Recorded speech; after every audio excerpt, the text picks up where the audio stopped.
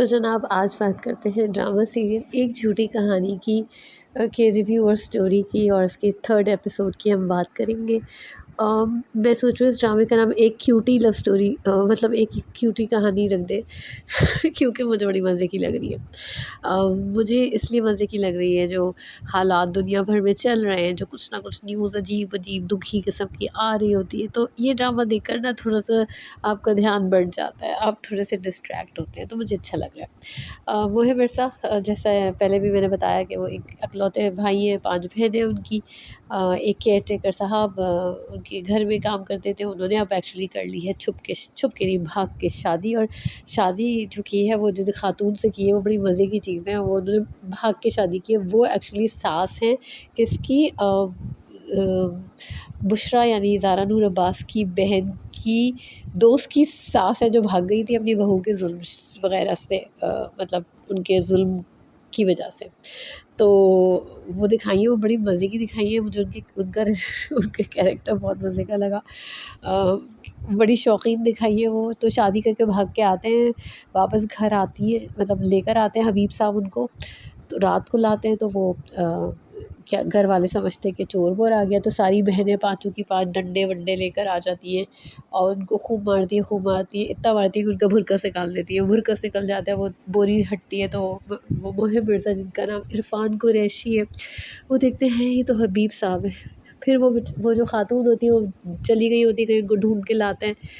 तो अब सब हैरान है घर में कि हबीब साहब ने जो है वो भाग के शादी कर ली है। और अब उसमें जो है ना वो मज़े की बात होती है, वो ना हर बात ये बताती है सफ़िया साहिबा कि ना मैं तो नई दुल्हन हूँ। तो उनके जो उनकी जो अदाएँ हैं ना, वो जो अपनी अदाएँ आँखों से दिखाती हैं कि नई दुल्हन के लिए तो ये रस्म की जाती है, वो रस्म की जाती है, नई दुल्हन के लिए तो नाश्ता बनाया जाता है।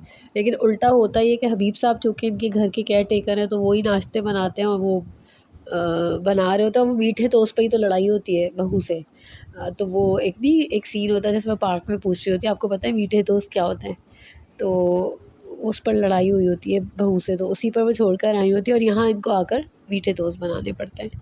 आपको सुनकर इंतहाई फ़ज़ूल लग रहा होगा कि मैं क्या बातें कर रही हूँ, लेकिन ना मज़े का ड्रामा है, बहुत मज़े का है। पाँचों बहनें ऐसी हैं कि वो कुछ नहीं करती, वो सारा दिन घर में रहती है, सबने अपनी पढ़ाई-वढ़ाई छोड़ी हुई है। और चूँकि नाश्ता इनको पसंद नहीं आता, तो अपने भाई से कहती है कि चलो बाहर जाके नाश्ता करते हैं। वहाँ जाते हैं तो जो एक बहन है वो नाश्ता-वाश्ता करके वो लोग ना वो क्या करती है, प्लेट में कॉकरोच डाल देती है अपनी जेब से निकाल के, और फिर वो बेचारे होटल वाले हैं, उनके साथ कितना बुरा होता है।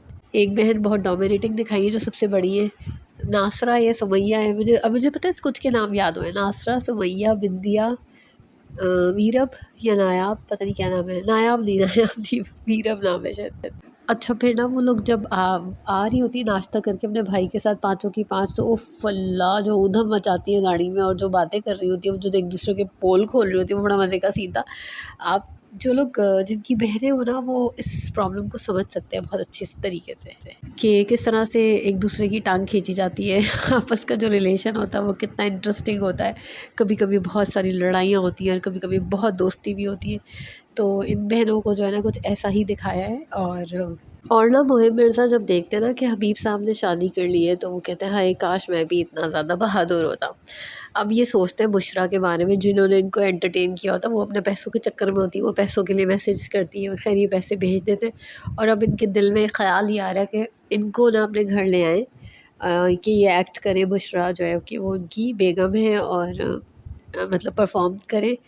और वो क्यों करना चाह रहे हैं, आई थिंक वो घर के माहौल को कुछ बेहतर करना चाह रहे हैं, क्योंकि घर का माहौल जो है उल्टा औंधा हुआ हुआ है।